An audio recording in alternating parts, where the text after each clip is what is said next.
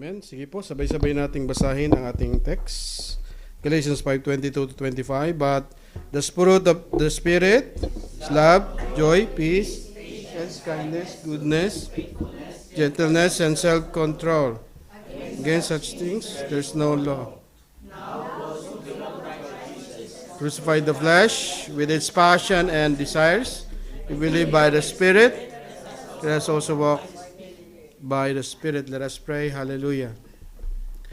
Thank you, Jesus. We worship you. We magnify your name, Lord Jesus. Maraming salamat po, aming Ama. Thank you, Lord. Maraming salamat po, Panginoon, sa oras na ito, Panginoon, na kami po ay sama-samang mag-aaral ng iyong salita, Lord God. Salamat po, Panginoon, because we know na ikaw po ay nasa aming kalagitnaan, Panginoon. Sinabi mo po sa iyong salita, may 2-3 nagkatipon sa iyong pangalan. Naroon ka po, Panginoon, sa kanilang kalagitnaan. And we receive it, Lord God. We believe it, Panginoon, that you are with us right this very moment, Lord God. Salamat po, Panginoon. Ano man po yung amin pong mga pinagdadaanan, Lord God, mga bagay na makakahadlang upang maunawaan namin at tanggapin ang iyong mga salita, ito po'y alisin niyo po sa amin, Panginoon. At dalangin po namin na malaya po namin tanggapin ang iyong mga salita, O Diyos, at ito po ay isa pamuhay po namin, Lord. Salamat po, Panginoon. Ikaw lamang po ang maitaas. Wala na pong iba. Sa pangalan ni Jesus, ang lahat ay magsasabi ng Amen. Thank you, Lord. Sige po. Sige po, palakpakan natin ang Panginoon. Praise the Lord. Kamusta po ang bawat isa? Praise God. Sige, pwede ba nating kamayan ng bawat isa, mga kapatid? I love you with the love of the Lord. Sabihin po natin sa bawat isa. Peace be with you. Sabihin po ninyo. Ayan.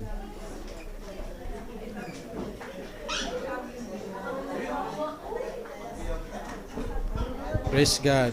Amen.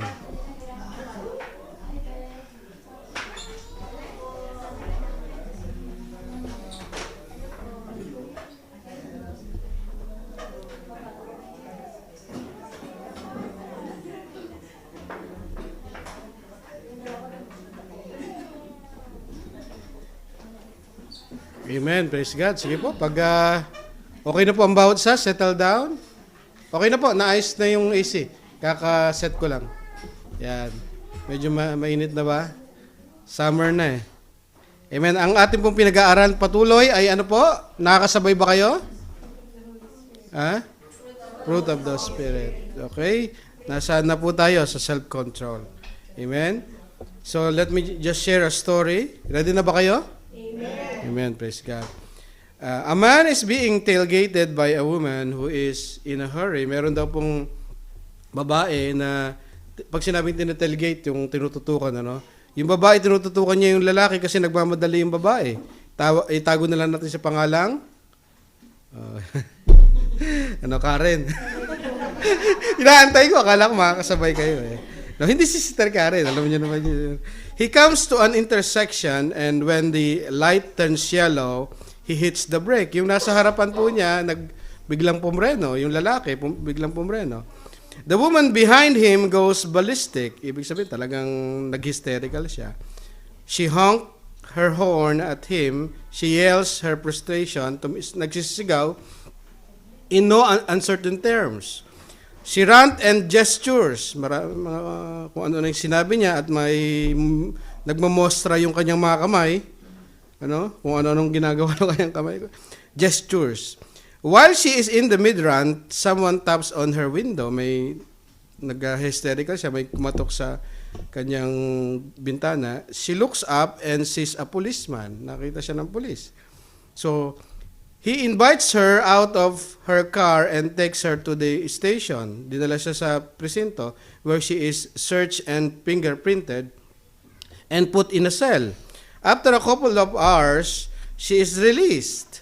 Pinalaya siya nung policeman and the arresting officer gives her her personal effects, saying, "I'm very sorry," sabi ng pulis sa kanya, kasi pinalaya siya pagkatapos kunin ng kanyang mga data. Pinalaya siya at sabi ng pulis sa kanya, "I'm very sorry for the mistake, ma'am. I pulled up behind your car while you were blowing your horn using bad gestures and bad language. I noticed that what would Jesus do bumper sticker, the choose life license plate holder, the follow me to Sunday school window sign, the Christian fish emblem on your trunk. And I naturally assumed you had a stolen car. Akala niya yung ninakaw nung babae yung sasakyan, kasi yung sasakyan niya puro Christian emblem eh. Puro Jesus loves me siguro, puro I love Jesus, no? Follow me in Sunday school. So akala ng pulis ay ninakaw niya yung, kasi siya ay nag-hysterical, nagmumura, etc. Akala ng pulis ninakaw niya yung sasakyan. The world gets pretty tired of people who have Christian bumper sticker on their cars, Christian fish sign on their trunk, Christian books on their shelves, Christian station on their radios, Christian jewelry around their neck, Christian videos for their kids, and Christian magazine for their coffee tables, but don't actually have the life of Jesus in their bones or the love of Jesus in their hearts. Yun ang problema. Minsan, outwardly, we are Christian, but not inwardly. Ito po, itong series na ito, pangalawa na ito, natatandaan ninyo. Inulit lang natin ito, no, itong series na ito. At tatamaan pa rin tayo. Amen? Ang salita ng Panginoon, hindi naman yan napapanis eh. Laging bago ang salita ng Panginoon. Today, we come to the last fruit of the Spirit, which is self-control. Sabihin nga natin, self-control. Pastor, kailangan ko yan. Lahat po tayo. I believe this fruit is perfectly in the last of the manifestation because this is the sum of all the fruits. Love is the core of the fruit while self-control is the peel of the fruit. Yung love, yun yung yung pinakaloob ng prutas eh. Pinakapuso ng prutas. Pero yung outward, yung balot, yung balat ng prutas ay yung self-control. Kasi doon lahat nakikita eh. Doon lahat lumalabas eh. Makikita kung paano natin kinokontrol yung ating sarili. This topic will make you feel uncomfortable. Ito'y warnings about sa atin. This topic is hard to swallow pill. Yung sinasabi nilang madugong topic, hard to swallow pill. Parang hindi ko kayang tanggapin. Let us agree that we will take this topic personally. Sabihin nga natin, ang mensaheng ito ay para sa katabi ko. Ang mensaheng ito ay para sa akin. Isa pa, ang mensaheng ito ay para. Okay, wag natin, ito, agreement natin ha. Hindi natin iisipin pagka meron tinatamaan tayo, ay ito si brother to eh, kay sister to eh. Sa atin personally, kasama po ang inyong lingkod. Ulitin ko, no? Let us be receptive and be willing to accept correction from the Lord. Do not be like shark, di ba? Yung shark, ano yung shark? Pating. Tumaano eh. Hindi tinatablan eh. Diba? Pag binaril daw, pating. Kaya wag kayong maging pating. Sabihin mo sa katabi mo, wag kang pating. Ayan. Dapat magpapatama. Kasi yung pating medyo hindi tinatamaan ng bala eh. So pag tinuturuan tayo ng Panginoon ngayon, mga kapatid, magpatama tayo. Okay? Wag tayong shark. Okay? So, alamin natin, intindihin natin, ano ba yung self-control. What is self-control? It is from the Greek word enkrateia. Ang ibig sabihin po ng enkrateia is the virtue of one who masters his desires and passion, especially his sensual appetite. Sabi po ng Thayer Greek definition. Ano pong ibig sabihin ni Thayer dito? Ang virtue daw, yung kakayanan ng isang tao of one who masters his what? Desires, yung mga nais niya, yung mga passion niya, yung mga damdamin niya, na kaya niyang i-master, kaya niyang sukulin, kaya niyang kontrolin. Especially his sensual appetites. Makikita po natin sa Modern Literal Version Dictionary, ito ay self-restraint. Ibig sabihin, kinokontrol mo yung sarili mo, pinipigilan mo yung sarili mo, self-restraint mo, mga kapatid. The word means self-control, holding in hand the passion and desires. Yung puso mo, yung iyong damdamin, ay kaya mong hawakan sa iyong mga kamay. Yun po ang literal na ibig sabihin ng self-control. Ulitin ko, the word means self-control, holding in hand the passions and desire. Yung naisin mo, yung damdamin mo, kaya mong hawakan sa iyong mga kamay.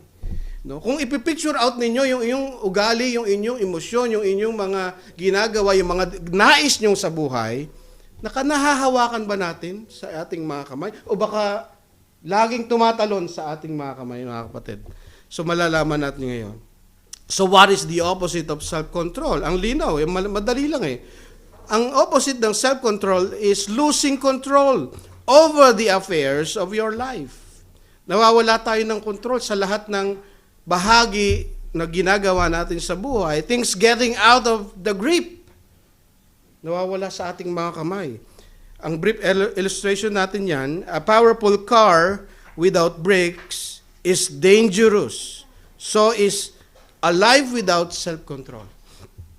Sa Pilipinas at sa ibang mga bansa, sa Amerika, meron silang tinatawag na yung, kapag yung mga truck, mga kapatid, ay nawawala ng brake, meron silang, may parang daan na pwede kang pumunta doon yung truck, tapos may mga buhangin yon, mapipigilan yung truck. No? Kasi delikado yung truck na walang brake. So, ganoon din ang ating buhay kapag wala tayong control para tayong mga sasakyang mabibilis, dangerous car na walang brake. Sabi mo sa katabi mo, may brake ka ba? Dangerous. Mga kapatid, pag walang brake, dangerous. No? So, it is a powerful car without brakes is dangerous. So, is life without self-control. Nagiging dangerous. Ang ibig sabihin din ng opposite ng self-control is being slave of sinful desires. Kasi nga, ang ibig sabihin natin ng self-control is you are the master of your desires and your passions.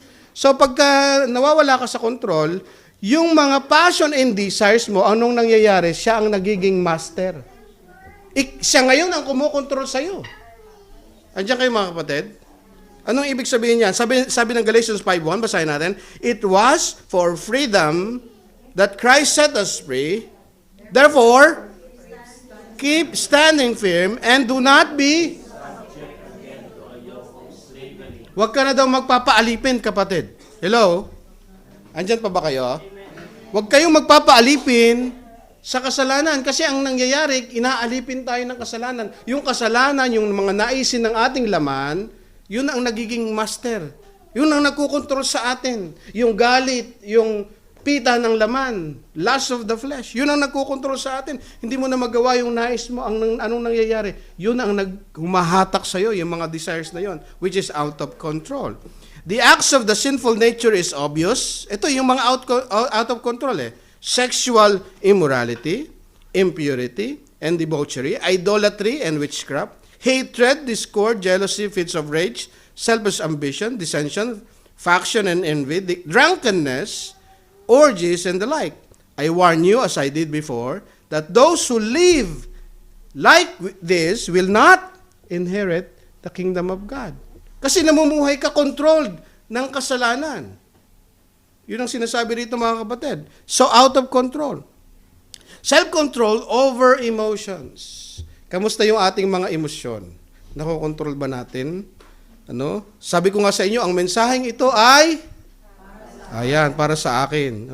Wag na lang para sa lahat kasi sila rin yun dapat sa atin. Self-control over emotions. Emotions are good. It is gift from God. But uncontrolled emotions can cause troubles. Regalo ng Diyos yung emotion Di ba? Yun ang kaibahan natin sa mga hayop, sa mga robot. Wala silang pakiramdam, wala silang emotion. It is a gift from God na meron tayong emotion. It makes us real. It makes us person, yung mga emotion na yun. Pero those emotion out of control, anong nangyayari? Nagkakaroon ng problema. Amen? Andiyan kayo? Anger is one of the emotions we ought to control. We have seen many viral videos of road rage that started in small mistakes in driving. Diba? Maliit lang na bagay you tell me. Diba? Bakit nga ba? You tell me. Ang daming mga Every week yata may road rage eh. Lalong-lalo sa Pilipinas. Bakit? Maliit lang na pagkakamali, mga kapatid. Mag-aaway. No, magbabarilan, magpapatayan. Because of anger out of control. Proverbs 16:32, nang sabi diyan, mga kapatid, whoever is slow to anger, anong nangyayari? Is better than the mighty, and he who rules his spirit than he who takes a city. Mas madakila ka pa raw kung kaya mong kontrolin ang iyong anger kaysa dun sa mga hero, mga kapatid. Sa mga warrior, mas dakila pa ang isang taong kaya niyang kontrolin ang kanyang emotion, lalong-lalo ng kanyang anger. Kapag hindi natin kayang kontrolin ang ating sarili, ang ating lalong-lalo ng ating anger, ay magkakaproblema tayo. Amen? Let us control our anger. Self-control over our tongue. Una, yung ating galit. No? Nagiging magagalitin ba tayo? Sabi rito, mga kapatid, whoever is slow to anger. Yes, minsan may magagalit ka talaga kasi injustice and everything. You reflect God's justice eh. 'Di ba? Pero yung mga pagkakataon na lagi kang nagagalit, mabilis kang magalit, ay ibang usapan yung mga kapatid. Hindi mo na nakokontrol yung sarili mo eh. Pangatlo mga kapatid is self-control over our tongue, yung ating mga dila.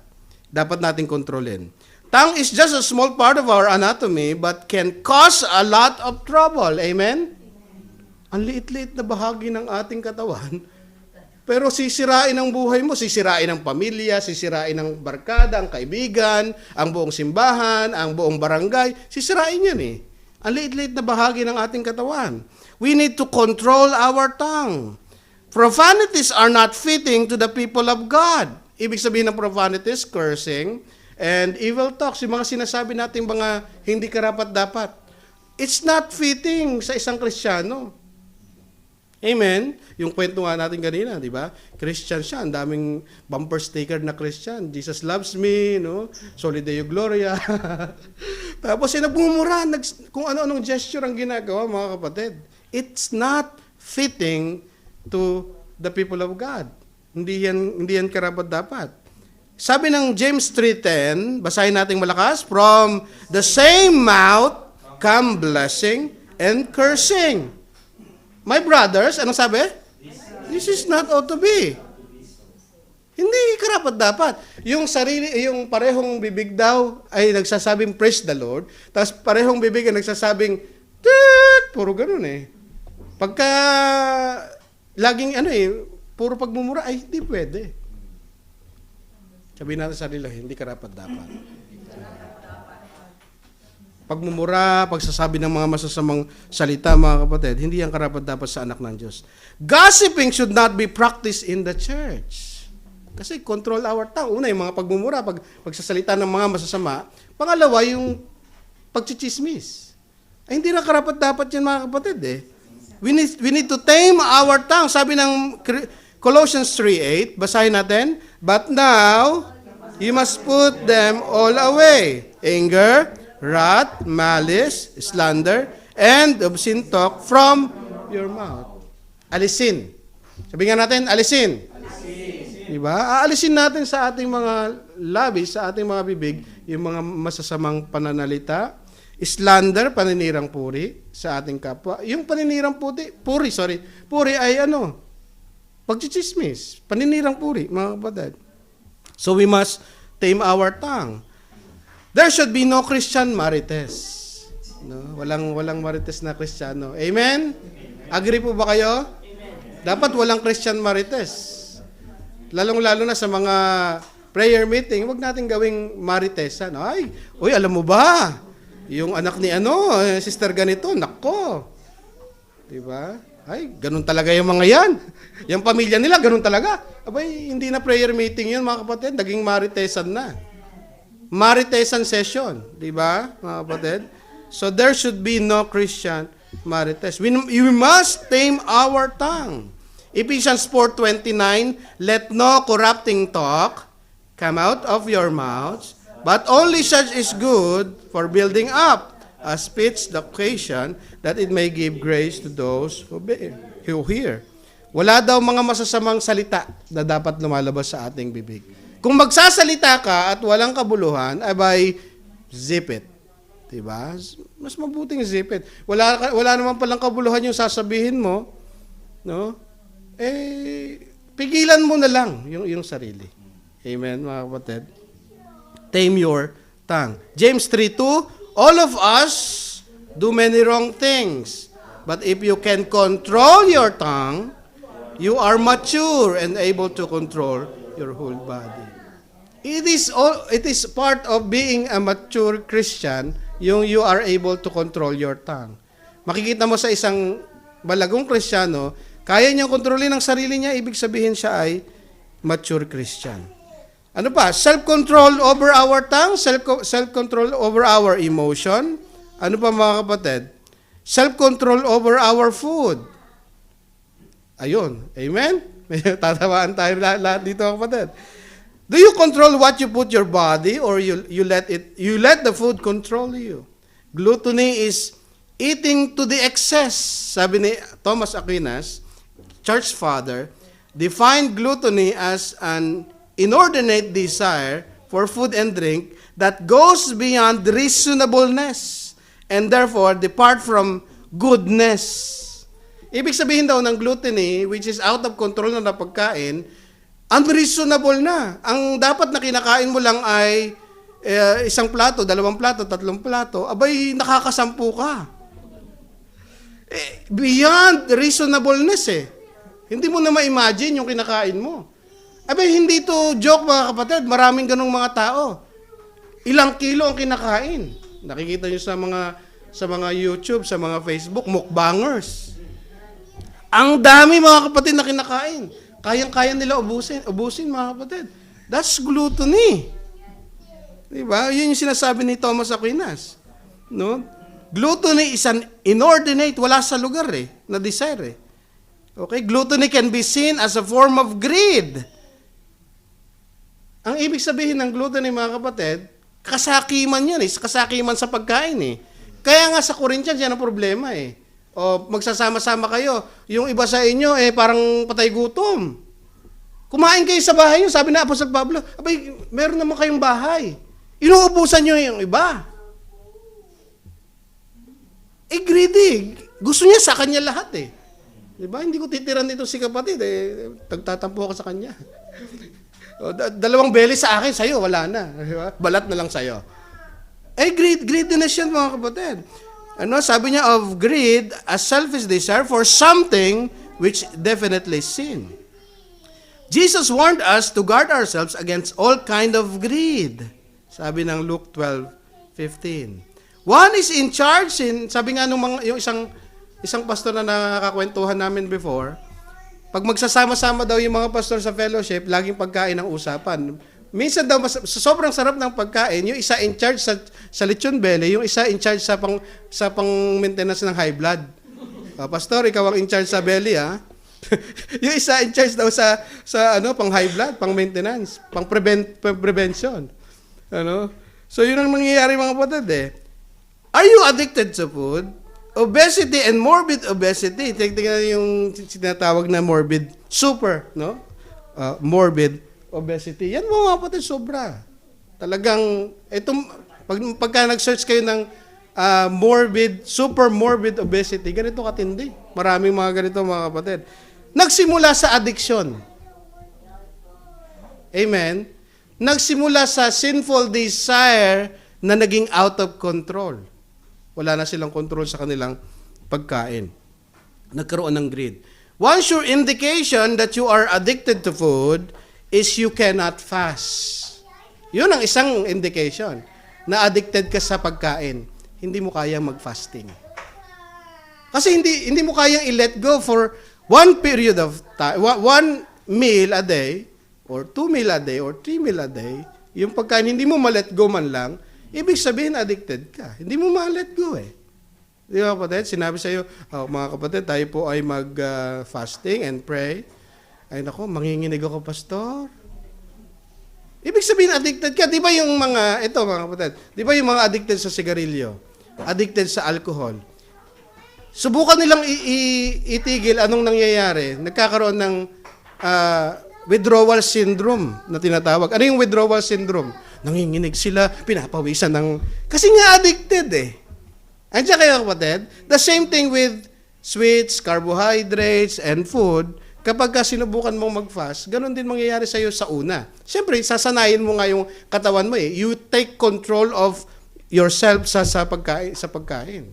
No, kaya mo nang kontrolin later on. Sa una, siyempre, may withdrawal syndrome. Manginginig ka, papawisan ka. No? Pero dapat kontrolin natin. When you will start controlling what you eat, remember, we eat to live, we don't live to eat. Ulitin ko mga kapatid. Remember, we eat to live, we don't live to eat. Nabubuhay tayo, hindi para kumain. Kumakain tayo, para mabuhay. Magkaiba yon. Bakit ako kumakain? Para mabuhay. Pero hindi ako nabubuhay para lang kumain. Hindi yun yung purpose ng buhay ko. Yung iba, ganun ang nangyari. Hindi, mamamatay ako pag walang pagkain. Nabubuhay ako para kumain lang. Lahat ng gusto ko kainin ko. Ay, nagkakaroon ng out of control. Another thing is self-control over substances. Self-control over tongue, self-control over our emotions, self-control over food, self-control over substances. Substances, or yung tinatawag na substance abuser. Ito yung spirited drinks, alcohol, or cigarette, o kaya drugs. Substances yan eh. Nagkakaroon ng addiction. Sabi ng Ephesians 5:18, and do not get drunk with wine, for that is debauchery, nakakasira ng buhay. But be filled with the Spirit. Anong ulitin natin? Do not get drunk with wine. Wag ka daw magpapakalasinggero. Wag ka magiging lasinggero. Anong nangyayari siya? Makakasira ng buhay. But be filled with the Spirit. And cigarette and other prohibited drugs. Ito yung illustration natin. Pwede natin lagyan ng sound knock. Excuse me. Pwede natin i-share tapos with sound. Tingnan niyo yung ibig sabihin ng addiction. Una talaga, susubukan muna eh. Di ba mga kapatid? I-play natin. May sound siya. Share with sound na.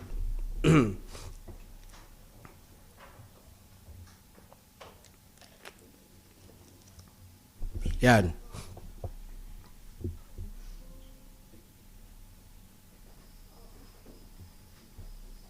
Try mo yung sound dito sa lipat mo dito. Touch, yan. Wala? Okay. Diyan mo na lang na. Ano yung sound niya? Naka-mute. Baka sa remote.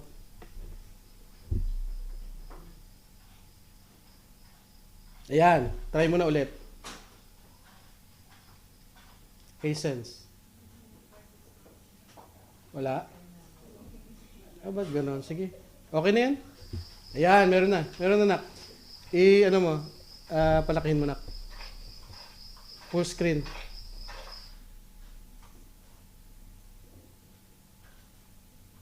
Okay. Sige, panoorin natin to. Short clip lang naman to eh.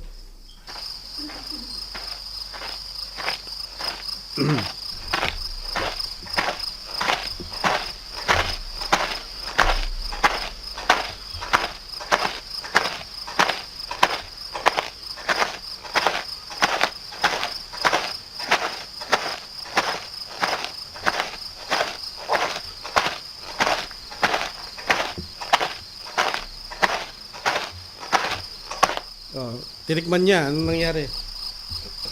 Substance, sabihin natin substance. Curiosity muna eh.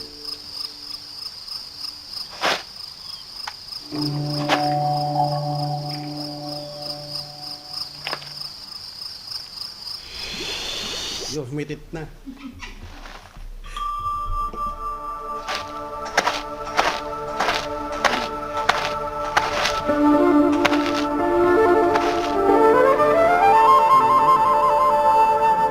Tama eh.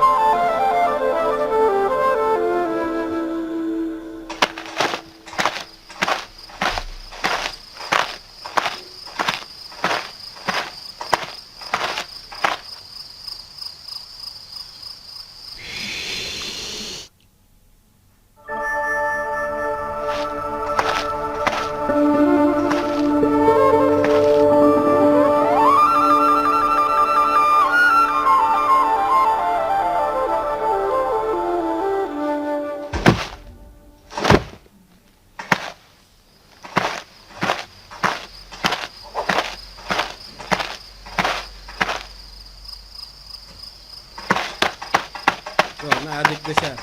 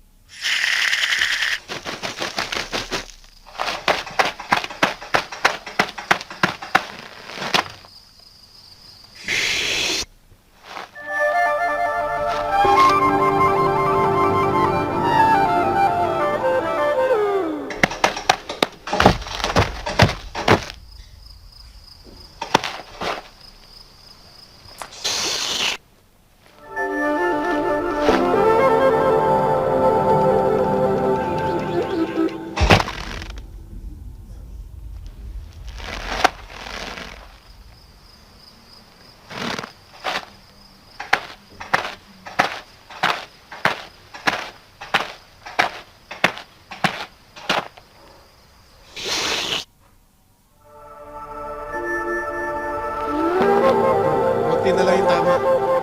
Sabi na eh.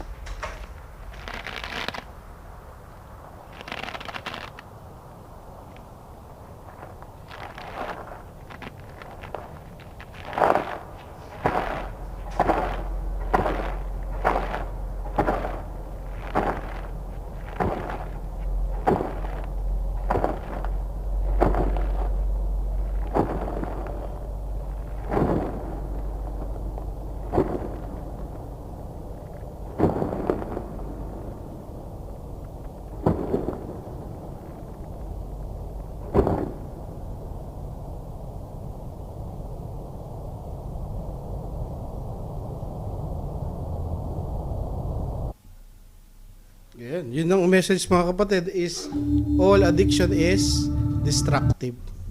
Pag sinimulan natin at hindi natin na-control yung ating sarili, sisirain tayo ng addiction. Another thing is self-control over desires. Yung mga naisin natin sa buhay. Una, yung addiction sa sex mga kapatid.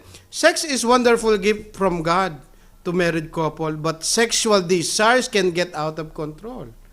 Yun ang mga problema mga kapatid eh. Tingnan nyo yung statistics. Pornography statistics. 54% of practicing Christians report viewing pornography at least occasionally. Biro nyo mga kapatid, oh? With 22% viewing it weekly or more, sabi ng Barna Group. Itong group na to, mahusay ito sa statistics. 75% of Christian men, 40% of Christian women acknowledge consuming porn on some level.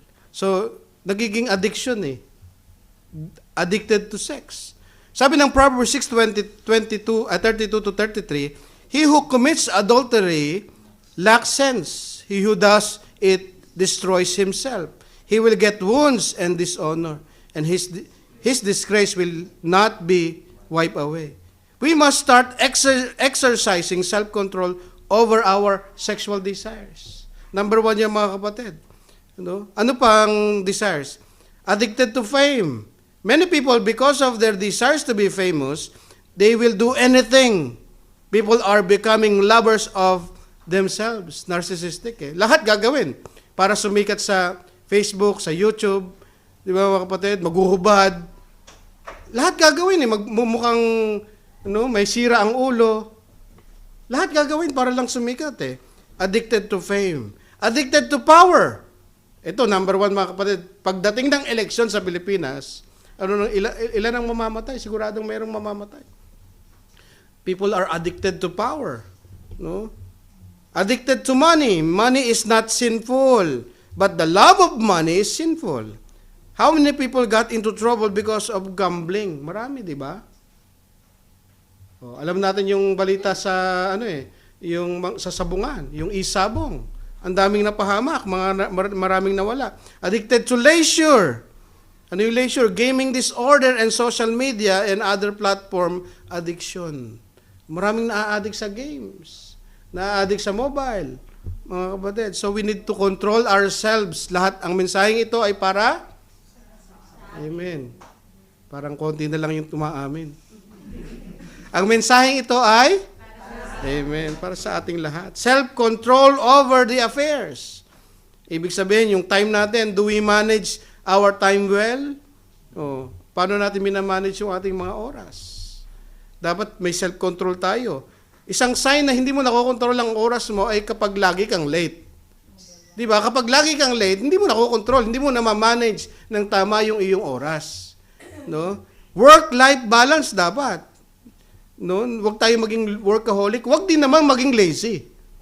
Dapat balance lang. May harmonious relationship. Dapat okay ka sa pamilya, no? At nagtatrabaho ka naman ng maayos. Hindi naman pwedeng puro pamilya lang. Balansehin natin. Yun nga, hindi na ngayon meron ako nadinig na isang tagapagturo. Hindi na work-life balance eh. Harmony between work and life. Ibig sabihin, dapat may lakas ka para magtrabaho at may lakas ka rin naman para sa pamilya mo. Pareho mo siyang, kung masaya ka sa trabaho mo, syempre, okay ka sa pamilya mo, may provide ka.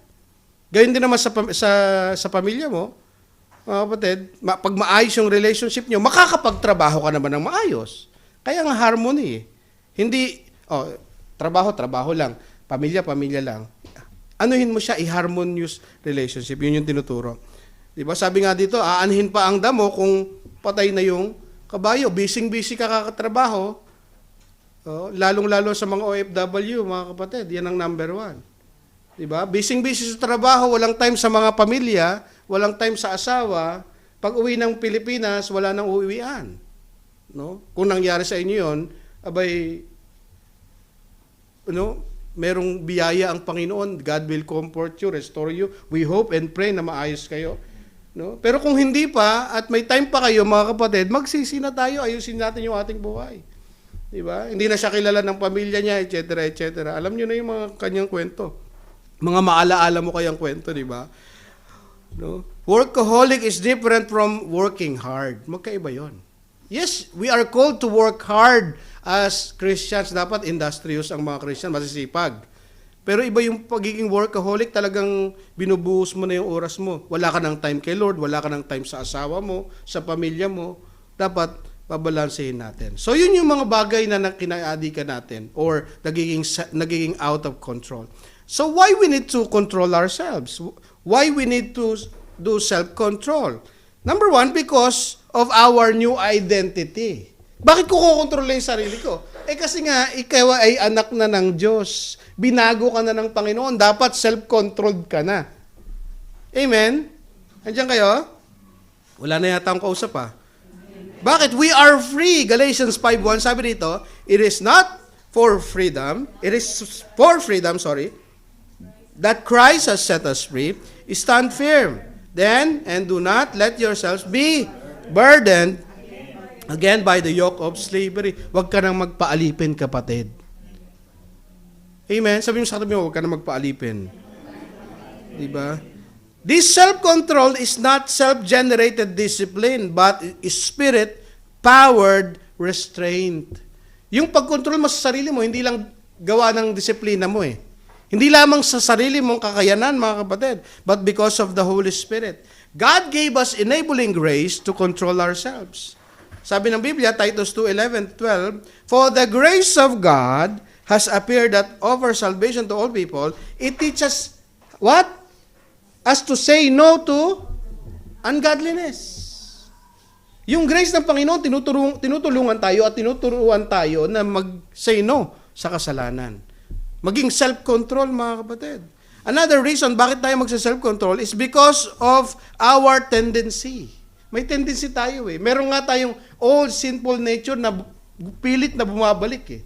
Parang ex nating bumabalik, yun yung concept natin, di ba? Although we are already have new nature, we are still in the flesh. We still have the tendency to indulge to sinful desires because of the influence of our sinful nature. Galatians 5:13, you, my brothers, were called to be free, but do not use your freedom to indulge the sinful nature. Wag daw nating pagbibigyan.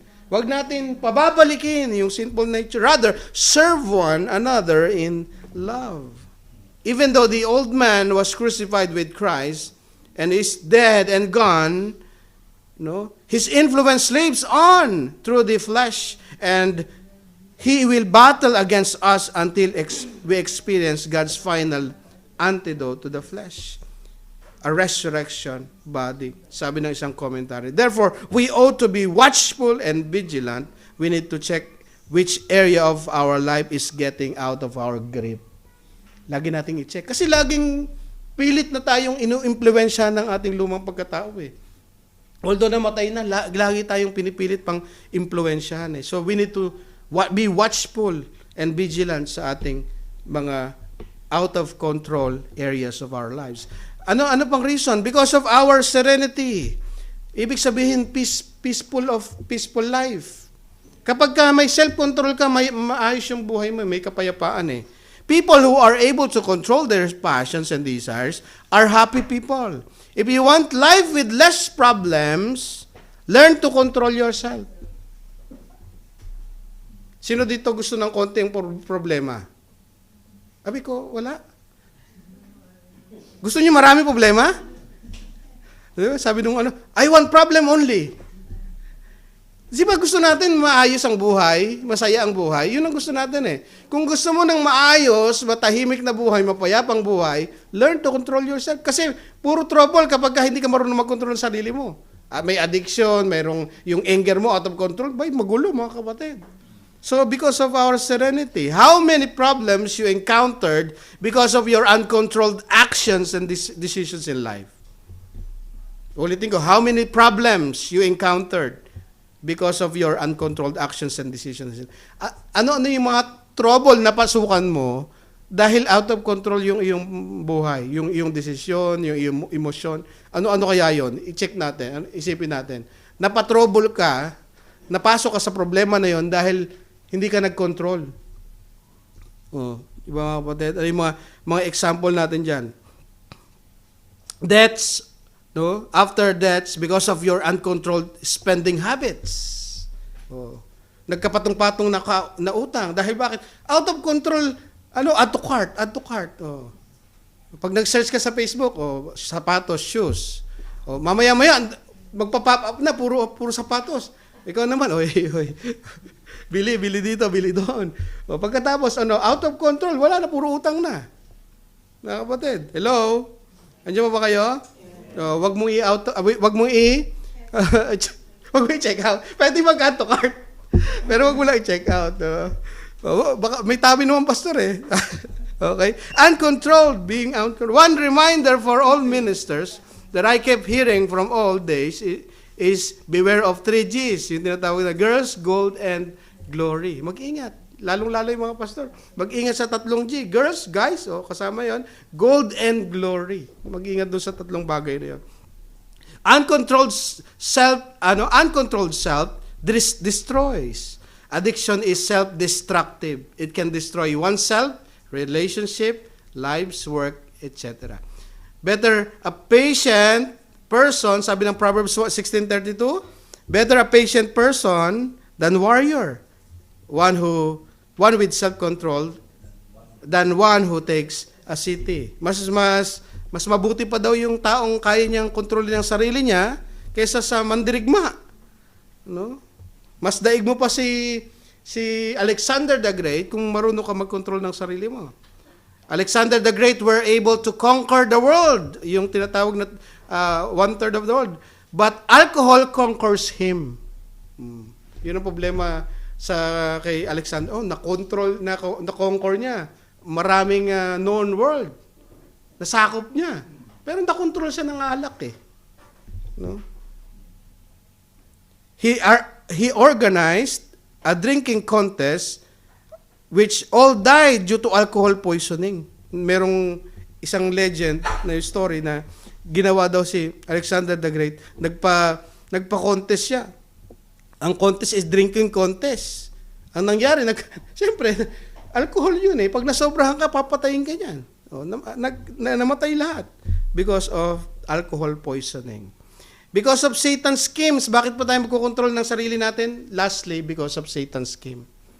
Anong ibig sabihin? Satan exploits uncontrolled desires and emotion. He uses it as a footstool. Ibig sabihin, yung mga uncontrolled emotions, uncontrolled na affairs, desires, passions, ang ginagawa ng kaaway, mga kapatid, ginagawa niyang kasangkapan para tayo ay pabagsakin.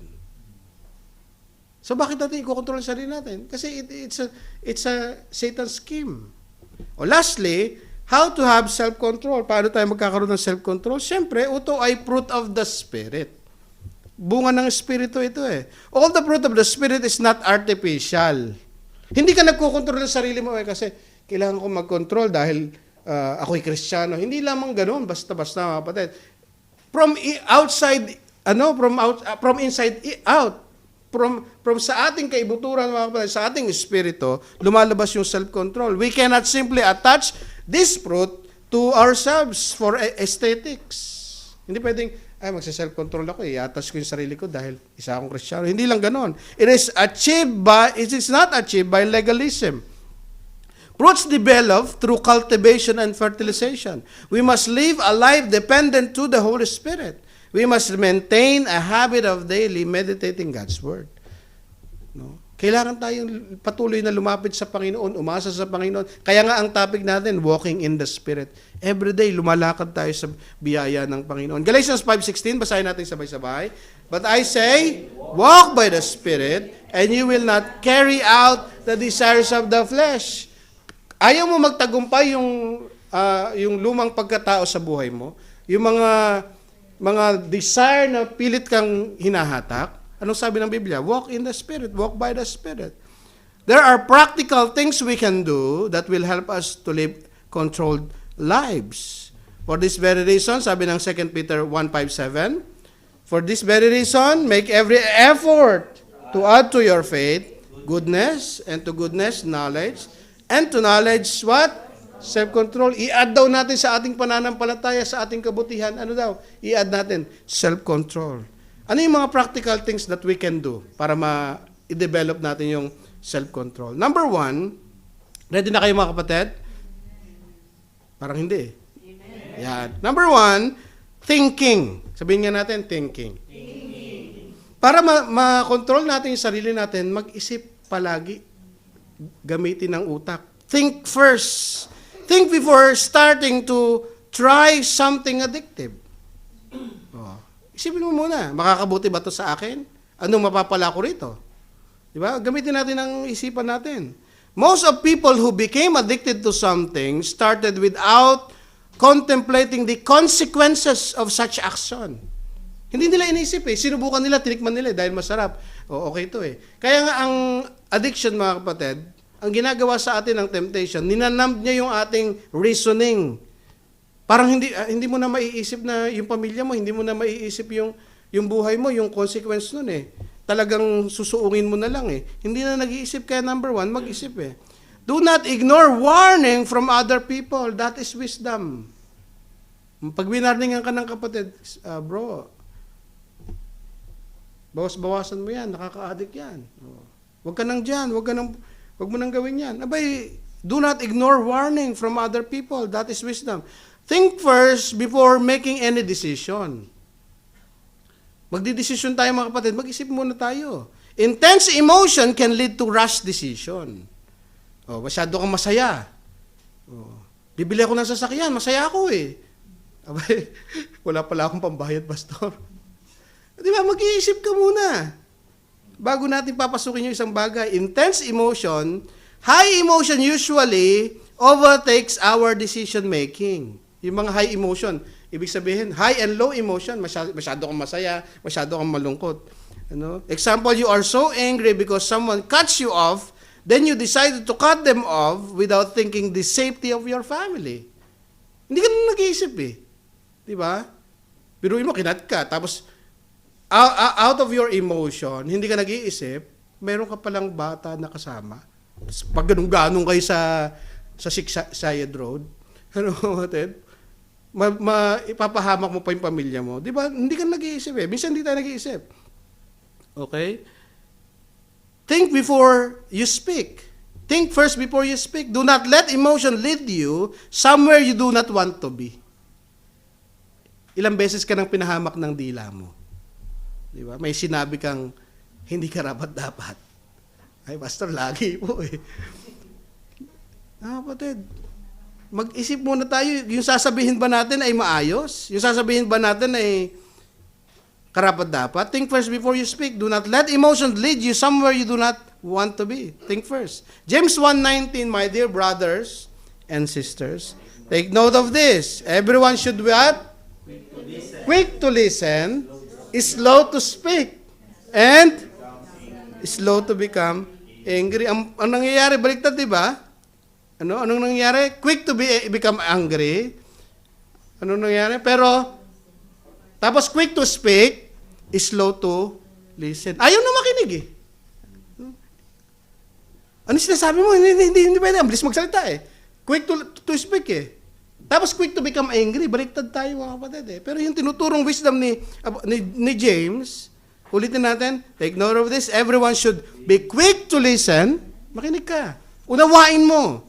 Yung sinasabi, slow to speak and slow to become angry.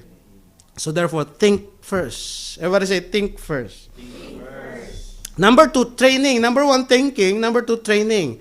Master your body. You master your body and not let your body master you. Ikaw yung master ng katawan mo. Hindi yung katawan ang masusunod sa'yo. Hindi siya ang susundin mo. Gustong gawin to, gustong tamarin, ay tatamarin ka. Hindi pwedeng ganun. Hindi siya ang masusunod. Ikaw. Kontrolin mo yung sarili mo. If your body is telling you to do something, do not let it rule you. No? Inaaya ka sa mga bagay na hindi dapat ng katawan mo. Dapat kontrolin natin. 1 Corinthians 9:27, but I discipline my body and keep it under control. Amen? Lest after preaching to others, I myself should be disqualified. No, dinidisiplina daw niya ang katawan niya. From the Greek word hupobiadso, no, ay to keep it under control, para makontrol niya yung sarili. Learn to discipline yourself and do what it takes to seize control over the affairs of your life. No, kaya nga we need to exercise yung ating body, yung self-control. The key in training is consistency. Lagi natin gagawin. No? It doesn't have to be a big step. Hindi kailangang palaging big step. Many people fail because they start big. Then they will be overwhelmed and quick. Start small and be consistent. Yun yung keyword eh. Be consistent. Thirdly, abstaining. Choose abstinence. Ibig sabihin ng una, ano mga kapatid? Unang gagawin natin, thinking, training, and abstaining. Ibig sabihin ng abstinence, help us master our body. Ibig sabihin, titigilan natin. We need to stop it. We need to halt it. Fasting in what you are becoming addicted to. Learn to say no. Saan ka na-addict? Sa mobile, na-addict tayo? Learn to say no. Abstain. Mag-fasting ka ng mga 5 minutes sa mobile. Ayan muna yung mobile ko. Diyan ka muna. 5 minutes. Gagano ang meron ako napanood na skit eh. Ang mga kabataan daw ngayon, ibang addiction eh. Meron siyang lumabas yung lalaki, no, para sa isang parke, medyo madilim na parke. Gaganon-ganon siya. Ang hinihingi niya doon sa tao, mag-scroll lang. Sabi niya, can I scroll? Addict na addict siyang mag-scroll. Tapos nung binigay sa kanya yung cellphone, gumanon siya, satisfied na siya, tapos binalik niya na yung cellphone. Ganon daw yung mga tao ngayon, addicted sa scroll. Magaganon, mga kapatid. Andiyan kayo, mga kapatid? Ang mensaheng ito ay para sa atin. No? Para sa akin. The sense here, learn to say no. The sense here is that the influence of the Spirit, the heart makes a man moderate in all indulgences. Ito ang ganda ng sinabi ni Barnes, mga kapatid. Teach him to restrain his passion and govern himself, to control his evil propensities, and to subdue all inordinate affection. Yung mga hindi karapat-dapat na damdamin, na hindi karapat-dapat na desire, dapat makontrol daw eh. Subordinate, govern himself. Makontrol natin. Be careful with your actions. Yung mga ginagawa natin. Anong nangyayari sa mga action natin? Your actions will become your habits. O yung, ano yung mga practices mo sa buhay, yung ginagawa mo. Your actions will become your habits. Your habits will become your character. Your character will become your destiny. So, yung ano yung mga ginagawa natin palagi? Mag-ingat tayo. Be careful with your actions. Your actions will become your habits. Lagi mo na siyang gagawin. Your habits will become your character. Your character will become your destiny. Magiging ganun ka na. So mag-ingat tayo sa atin. Lastly, replacing. Ulitin natin yung mga gagawin natin. Thinking, training, abstaining, and lastly, replacing. Papalitan natin. Change mindset and habits. Do not conform, sabi na ng Biblia, to the pattern of this world, but be transformed by the renewing of your mind. Then you will be able to test and approve what God's will is. His pleasing, good pleasing, and perfect will. Dapat papalitan natin eh. Do not conform. Huwag na tayong makikiayon sa takbo ng mundong ito. Papalitan natin yung mga maling mga habits, yung maling kaisipan na umaalipin sa atin, mga kapatid. Kasi pag nagsimula tayong isipin na yung mga bagay na ginagawa natin ay tama, magiging habits natin yun eh. So, palitan natin ang ating mga kaisipan. Amen? So, let me close this message. We were being slave to sinful desires because before, but praise be to God through our Lord Jesus Christ, for we are now victorious. Amen? Are you victorious? Amen. Amen. We are more than conqueror, and we are more than conqueror through the power of the Holy Spirit. You are not born winner, kasi sinasabi nila, I am born winner. We are not born winner, but we are born again winner. Amen? We are not born winner. Nung pinanganak tayo, hindi naman tayo winner. Pero nung pinanganak tayong muli, abay tagumpay tayong lahat. Sabi ng Biblia, we are more than conqueror through Christ. The power to control ourselves comes not from ourselves, but from the divine power that lives in us. Seize control over your life through the power of the Holy Spirit. You are more than conqueror through Christ. Amen? Sabihin nga natin sa katabi natin, you are more than conqueror. Kaya nating kontrolin ang ating mga sarili. Amen? Amen. Sa biyaya at habag ng Panginoon sa atin. Let us all stand.